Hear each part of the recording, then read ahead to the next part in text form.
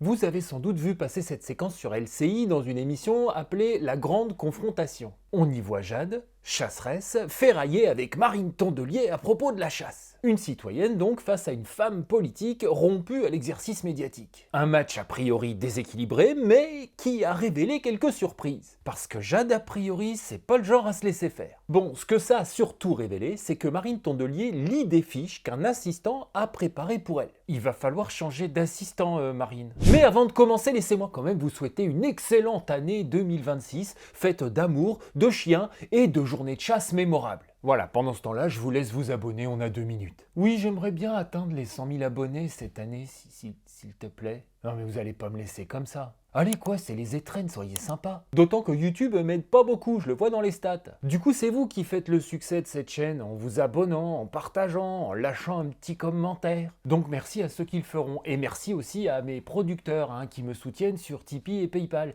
Ah bah sans vous, c'est simple, cette chaîne n'existerait pas. Grâce à vous, j'ai pu acheter un jambon cru à Tata Rachel pour Noël. Oui, bah c'était sur sa liste.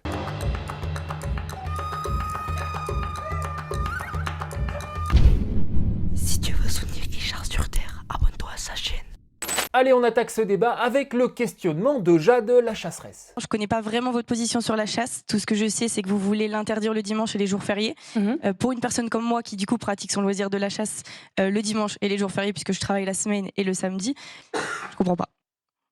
Je vais vous expliquer. Accrochez-vous parce que Marine va expliquer des trucs et vous n'êtes pas tout à fait prêt, je le sens. Il faut savoir qu'il y a plus de 70-80% des Français qui habitent dans des zones de chasse, qui sont riveraines de zones de chasse, qui se sont déjà dit « je ne sors pas aujourd'hui ».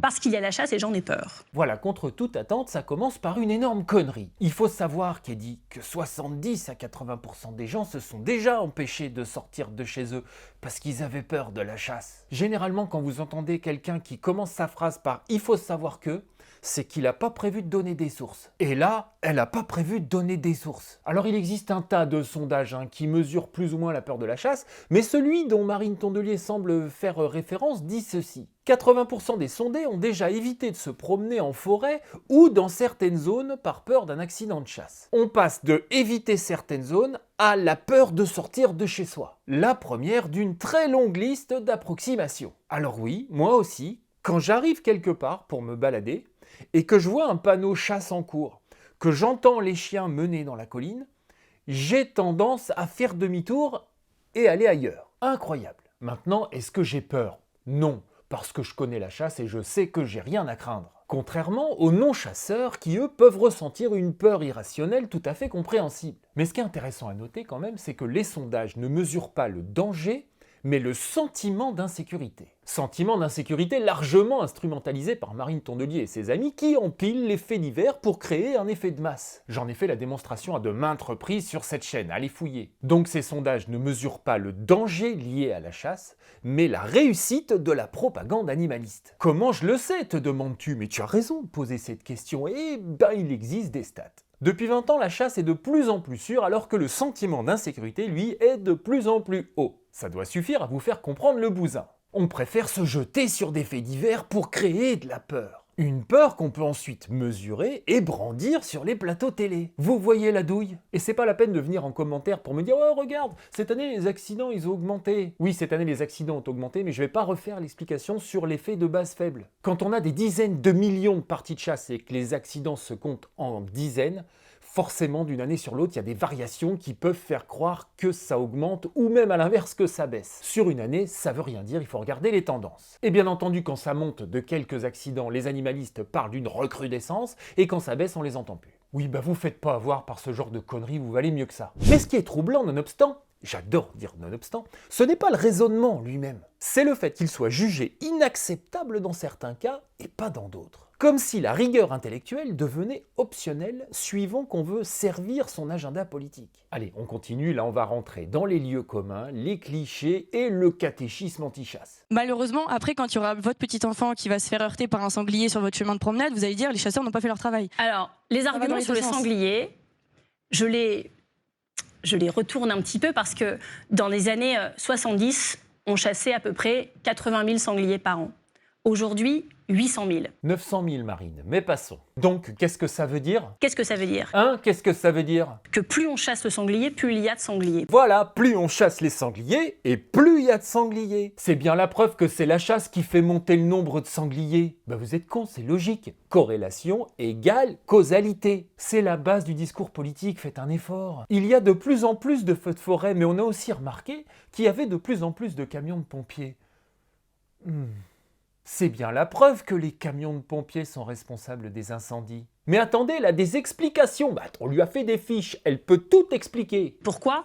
Parce que beaucoup de personnes agrènent aussi les sangliers. Voilà, c'est pas la peine d'aller chercher plus loin. Toute cette histoire de sangliers de surpopulation, c'est à cause de l'agrainage des chasseurs. Enfin, des chasseurs qui agrènent, on n'agrène pas les chasseurs. Bref, en tout cas, c'est pas à cause des millions de tonnes de maïs qu'il y a dans les champs.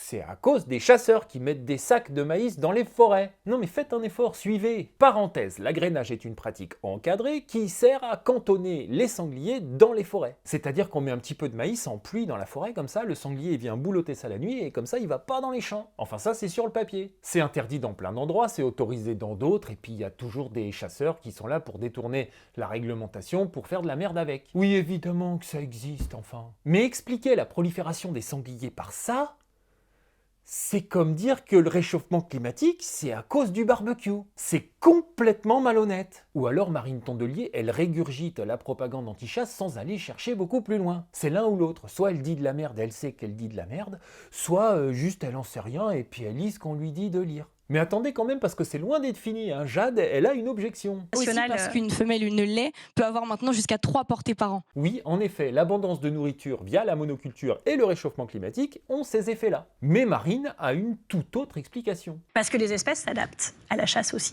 Voilà, tout doit être à cause de la chasse. Quitte à tordre la réalité dans tous les sens, hein, bien sûr. Marine Tondelier érige des effets marginaux en cause principale. C'est-à-dire que vous prenez toutes les causes possibles d'un phénomène, et vous ne choisissez que celles qui servent votre narratif, même si elles n'ont qu'un effet à la marge. C'est ce qu'on appelle du cherry picking. Et je vous rappelle que ces gens veulent qu'on vote pour eux. C'est le niveau 0 de l'analyse, mais ça se présente quand même aux élections. Je sais pas, moi j'aurais honte. Et Jade, je vous le dis, elle commence à avoir les abeilles. Donc en tout cas, écoute, qu'est-ce qui va se passer si on les régule pas et que vous avez maintenant après 8 millions de sangliers en France? je pense qu'il faut commencer par pas les nourrir et donc pas les agréner. Elle est en boucle. On déroule quand même, on va pas passer la nuit là-dessus. On peut pas s'appuyer sur l'agrainage puisqu'il y a beaucoup de fédérations de chasse qui l'interdisent en France. Il n'y a pas d'agrainage partout. Elle le sent, Marine Tondelier, qu'elle tourne en rond avec l'agrainage. Alors elle utilise un bon vieux machin rhétorique qui consiste à balayer l'objection et à revenir sur un sujet qu'on pense maîtriser un peu plus. C'est une erreur. Je ne vous ai pas dit que j'interdisais la chasse aux sangliers partout et toujours. Je vous dis qu'un jour par semaine, je laisse la nature aux autres. Voilà, c'est elle qui nous bassine avec l'agrainage, mais quand elle est acculée, finalement, c'est pas le fond du propos. Non, c'est l'interdiction de la chasse le dimanche. Et c'est d'ailleurs ce que font la plupart des pays européens. Attention, fiche faite par un stagiaire dont il va falloir penser à se séparer, Madame Tondelier. Allez, c'est parti pour le grand festival du Nawak, organisé par les écologistes de France. Je peux vous dire que les Pays-Bas interdisent la chasse le dimanche depuis très longtemps. Les Pays-Bas interdisent effectivement la chasse le dimanche. Tu vois Richard, en fait, elle dit des trucs bien, Marine. Sauf que le terme chasse ne concerne que 5 espèces. Le lièvre, le canard, le faisan, le pigeon ramier et le lapin. Les ongulés, comme le sanglier, sont gérés par l'État, c'est-à-dire par des chasseurs, mais sous mandat de l'État. Historiquement, aux Pays-Bas, on refuse la présence du sanglier. Point. Il est cantonné dans des massifs fermés, et dès qu'il sort un peu le groin, il est abattu. Les Pays-Bas ont dit historiquement non au sanglier, tout simplement. Et toute intrusion sauvage, depuis la Belgique par exemple, déclenche immédiatement les services de l'État qui les éradiquent. C'est une manière de faire pour le moins radicale, ce qui ne les empêche pas de rencontrer les mêmes problèmes que chez nous. Mais il est vrai que la technique du « on va tout buter » a des vertus pragmatiques. Bref, la Hollande est un tout petit pays de 41 000 km² contre 640 000 pour la France, mais aussi 4 fois plus densément peuplé, avec 400 habitants au kilomètre carré contre 100 pour la France. Le contexte géographique, historique et démographique rend toute comparaison avec la France peu pertinente. Vous avez vu le temps que ça vient de me prendre là, à l'instant, pour nuancer les propos de Marine Tondelier qui a lâché le nom d'un pays comme ça? C'est ça qui flingue le débat public dans ce pays. Allez, on continue. En Angleterre, c'est le cas, que ça s'appelle le Game Act depuis 1831, il y a un jour où on chasse pas. Ouah, c'est vieux! Sauf que non, Comme la Hollande, le Game Act ne concerne que 6 petits gibiers. Tous les autres animaux ne sont donc pas considérés comme gibier et peuvent être chassés 7 jours sur 7. Le dimanche aussi, tout ça sans violer le Game Act. Oui, je le répète, les cervidés, cerfs et chevreuils sont chassés 7 jours sur 7. Mieux, le sanglier au Royaume-Uni n'a pas de période de fermeture. Il peut être tiré toute l'année, de jour comme de nuit, n'importe quel jour de la semaine. Pourquoi? Parce qu'effectivement la chasse est interdite, mais on parle pas de chasse, on parle de gestion des nuisibles. Donc jusque-là, ça marche pas super bien cette histoire de pays européen, Marine Tondelier. Ah bah je suis désolé, les faits sont têtus. Pardon, je prends le temps de débunker tout ça parce que c'est quand même important. Allez, roulez Marine, le pays suivant. En Portugal, c'est le jeudi et le dimanche où on chasse pas. Alors là, c'est parfaitement étrange. Parce que c'est parfaitement l'inverse. Ah bah là, on peut pas faire plus nul. Marine, c'est pas bien de piquer les stagiaires de LFI comme ça. Le Portugal ne raisonne pas en jour de chasse interdit, mais en jour de chasse autorisé. Et la personne qui a fait l'affiche, elle a pas fait attention à ça. Dans la pratique, les jours de chasse autorisés sont le jeudi et le dimanche. Et les jours fériés, c'est pour permettre aux actifs de pratiquer la chasse. Faut avouer que ça renforce pas non plus l'argument. Et attendez, parce qu'on peut aussi chasser le sanglier le samedi. Oui, ils ont les mêmes problèmes que chez nous, donc ils s'adaptent. C'est encore raté, Marine, pour le Portugal, le Royaume-Uni et les Pays-Bas. Même pas foutu de faire les recherches les plus élémentaires, c'est quand même pathétique. Coin de Madrid, c'est jeudi, samedi, dimanche. Dans le coin de Madrid, carrément. Là, on tape dans le municipal. Non, je dis ça parce qu'en Espagne, grand pays de chasse, on chasse le dimanche. Bon, en fait, comme à Madrid. Bon, pas en ville, Marine, je vous l'accorde. Les arrêtés annuels de chasse de la communauté de Madrid indiquent clairement que la chasse est autorisée le week-end. Et les jours fériés. Alors bien sûr, hors restrictions spécifiques. En l'espèce, des arrêtés municipaux madrilènes limitent certaines pratiques de chasse dans des parcs précis le dimanche. Des endroits en périphérie directe des villes et ultra fréquentés. C'est pas du foutage de gueule, ça. Dans la région de Madrid qu'elle nous dit. Faut quand même avoir pas beaucoup de respect pour la vérité. Allez, il nous reste un pays, on va pas s'arrêter en si bon chemin. On en écoute Marine. En Italie, c'est tous les mardis et les vendredis. Oui, je refais cette séquence en extérieur parce que j'ai eu un petit souci au moment du tournage. Il y a mis une espèce de grésillement, enfin bref, on s'en fout. Donc en Italie, fait incroyable, la chasse est donc interdite les mardis et vendredis.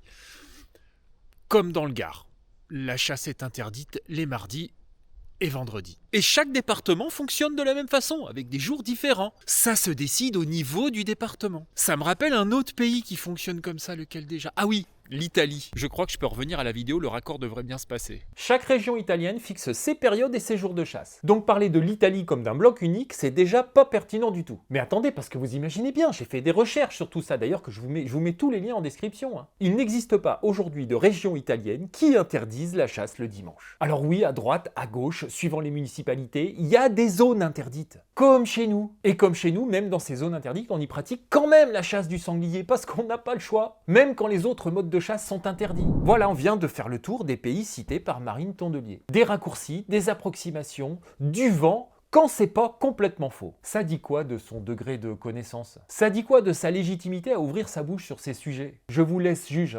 La suite de la séquence, après avoir bien enfumé les Français sur les pays européens, c'est un retour au sentiment d'insécurité. Je n'accepte pas que 70 à 80% des Français qui habitent dans des zones où on chasse disent « j'ai peur de sortir, me promener le week-end ». Mais il faut pas accepter, Marine, vous avez parfaitement raison. Ce qu'il faut faire, c'est rétablir la vérité, éduquer les Français sur la chasse et combattre les marchands de peur. Ce que vous faites déjà avec acharnement sur d'autres sujets de société. Les Français ont globalement peur de la chasse, c'est vrai. Mais une personnalité politique digne de ce nom devrait se poser la question de la légitimité de cette peur. La mettre à l'épreuve des faits et le cas échéant rassurer la population. Mais vous préférez brandir le premier fait divers qui passe pour pousser en avant votre agenda militant comme le dernier des populistes. Tiens, je vous propose un exercice intellectuel, Madame Tondelier. Je vais vous passer un extrait de la séquence et je vous demande juste une chose. Oubliez le sujet de la chasse pendant quelques secondes. Imaginez exactement la même mécanique argumentative, mais appliquée à des sujets, disons,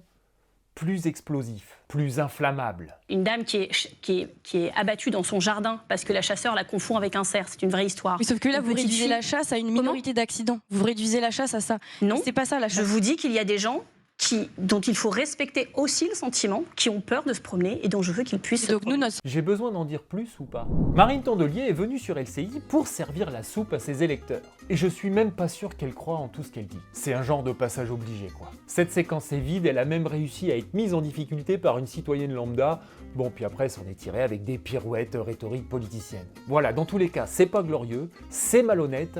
Ou pour le moins très paresseux. C'est l'état de notre classe politique, je suppose. Ah oui, Tata Rachel voulait vous souhaiter la bonne année, mais elle ose pas venir devant la caméra parce qu'elle a perdu une radiche dans une baston au café des sports. Bah oui, Tata, il t'avait volé ta Suze. Mais viens, Tata, ils s'en foutent que t'aies perdu un chicot. Viens, vous en foutez. Non, mais je comprends. Je vous souhaite à tous, sincèrement, une excellente année 2026. Et je vous dis à bientôt sur Terre ou ailleurs.